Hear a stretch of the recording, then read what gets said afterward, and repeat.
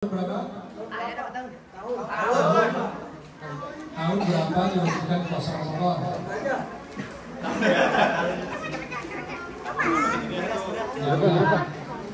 Berapa lama Al-Quran turun kepada Nabi? Berapa tahun Al-Quran turun kepada Nabi? Itu pertanyaan mudah. Oke, surat yang disebut dengan surat Bani Israil. Berat. Syekh, ini Syekh. Nomor 2.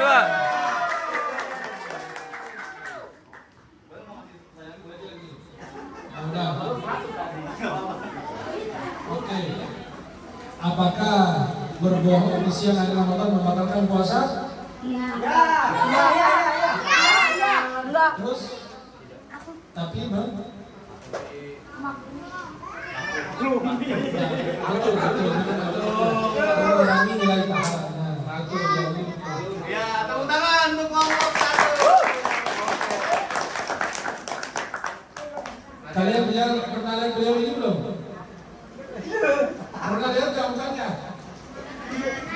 Ingat baik-baik ya. Nanti ketemu di akhirat lagi.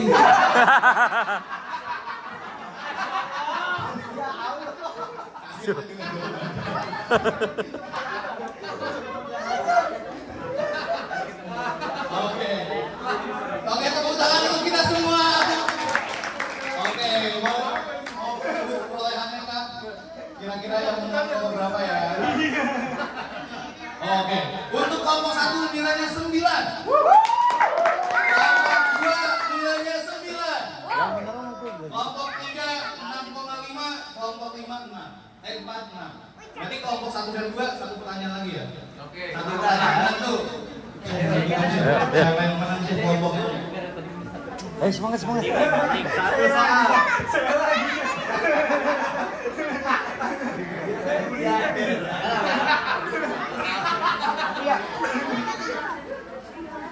Nah, siapa yang ada di dalam rumah Sayyidah Aisyah dikubur bersama Nabi Muhammad? Siapa saja yang dikubur bersama Nabi Muhammad di kamar Sayyidah Aisyah sekarang? Kan makam Nabi sebelahnya ada 2 orang lagi. Siapa mereka? Berapa orang saya katanya? Berapa orang? 2 orang yang sebelah Rasulullah. Siapa? Angkat tangan. Siapakah nama orang yang dikubur di sebelah makam Nabi Muhammad?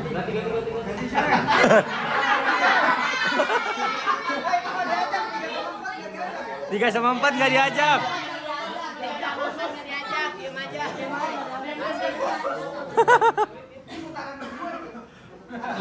Final. Sebutkan ayat yang paling agung di dalam Al-Quran. Itu pertanyaan level SD. Kelas 1 sampai 4. Ayat, ingat, ayat bukan surat. Ayat yang paling agung di dalam Al-Quran. Di dalam surat yang paling panjang. Ayat kursi.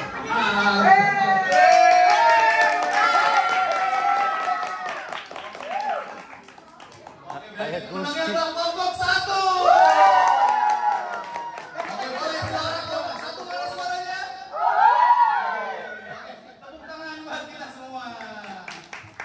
Yang mendengar lagi teman-teman, di tengah-tengah kita sudah ada Syekh Hasnan dan sama acara selanjutnya mungkin kita akan berbicara sama Syekh. Tapi sebelum itu alangkah baiknya kita mendengarkan sama-sama karena dikit lagi kita akan menyambut bulan suci Ramadan. Kita akan mendengarkan sedikit nasihat dan juga arahan yang akan disampaikan oleh Syekh Ahmad Misri dari Nah, assalamualaikum warahmatullahi wabarakatuh. Alhamdulillah, wassalatu wassalamu ala Rasulillah wa alihi wasallam. Teman-temanku yang saya cintai Allah Subhanahu wa taala, Mas Nazul serta teman-teman semuanya, teman-teman dari Kitab Syarif pun juga, dan semua yang hadir yang insyaallah mudah-mudahan tergolong hamba yang dari Allah Subhanahu wa taala. Halo. Halo. Alhamdulillah. Jadi sebentar lagi kita menyambut bulan Ramadan. Jadi Ramadan ini momentum untuk melakukan perubahan bagi diri kita. Ramadan menjadi momentum apa? Perubahan. Perubahan itu apa? Jadi memperbaiki diri kita, menata hati, menata perbuatan, tingkah laku kita, ibadah kita menjadi lebih bagus. Jadi jangan Ramadan ini datang pergi meninggalkan kita lalu kita sama saja. Kata Nabi SAW, rugi orang yang mendapatkan Ramadan lalu dia tidak diampuni dosanya oleh Allah Subhanahu. Jadi kesempatan bagi kita untuk apa? Untuk memperbaiki ibadah kita. Bagaimana posisi kita pada saat azan? Ketika dikumandangkan azan, apakah kita berada di masjid atau berada di tempat yang lain? Terus yang kedua, jadikan Ramadan ini untuk kita memperbanyak baca Al-Quran. Banyak orang bertanya, saya lebih bagus baca Quran berbanding khatam Quran atau tadabbur? Lebih bagus banyak baca.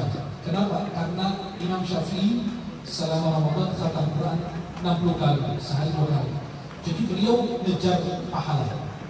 Karena kalau pahala satu ayat tidak disebut satu ayat tidak, tapi berhuruf, bayar pahalanya dibalas oleh Allah.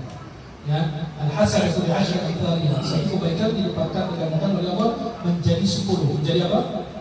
10. Berarti kalau di luar Ramadan besar nilainya. Ibadah di Ramadan fardu nilainya lebih besar dibanding ibadah di luar Ramadan.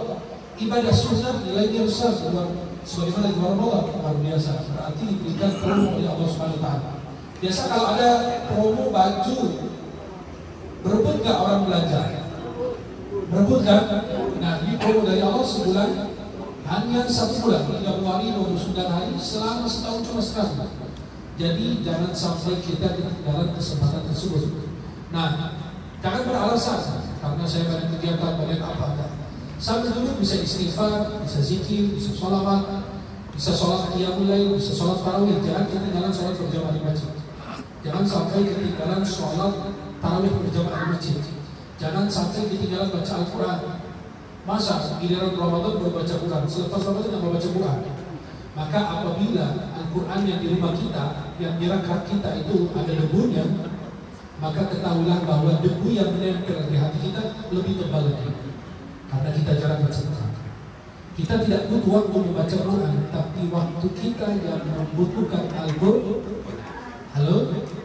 Kita tidak butuh waktu baca Quran, tapi waktu kita yang membutuhkan Al-Quran. Jadi kalau mau jadi orang mulia, baca Quran. Mau engkau dimuliakan beserta orang tuamu, walaupun orang tua kita bukan orang yang kaya, bukan orang pejabat, biasa-biasa saja. Jadi kita diberi oleh Allah kesempatan di hari kiamat, orang tua kita diberi jubah kebesaran dan mahkota dari cahaya. Kita menjadi keluarga Allah dan pilihan. Jadi kalau kita mau balas kebaikan orang tua kita, di dunia belum sempat, mereka sudah mendahului kita, bisa kita balas. Walaupun mereka sudah meninggal menghadap Allah Subhanahu wa taala. Halo? Jangan sampai ketinggalan sholat tarawih hanya di bulan Ramadan. Jangan berkata kasar, hati-hati dengan lisan. Sebenarnya tadi pertanyaannya adalah kalau kita bohong di siang Ramadan, batal puasa? Tidak, merusak puasa. Bukan merusak puasa batal, berarti harus kita sudah selesai makan minum, tidak. Tapi mengurangi nilai pahala kita. Jadi yang harus dapat nilai 70 jadi 60, jadi 50 dikurangi.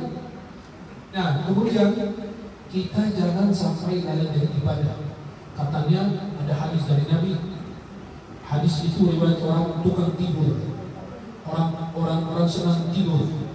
Dia bilang apa? Naumus shaim ibadah, tidur orang puasa ibadah. Itu hadis riwayat orang tukang tidur. Nabi aja lebih semangat di bulan Ramadan, betul? Maka yang tidur dari subuh sampai maghrib bukan ibadah, tapi latihan meninggal dunia. Ya? Mau coba melatih untuk meninggal dunia, bisa dari subuh sampai maghrib. 5 menit sebelum maghrib, nanti bangunin aku ya, nanti aku buka puasa. 5 menit sebelum maghrib, itu bukan pahala, bukan tidur ibadah, tapi latihan meninggal dunia. Silahkan kalau mau latihan seperti itu. Jadi masa Ramadan kita subuh tidur, zuhur tiduran, asar tiduran, maghrib bangun. Kenapa? Mau berbuka puasa. Kadang-kadang kita hafal jam azan maghrib, betul nggak?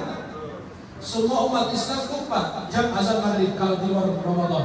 Tapi di dalam Ramadan pada hafal.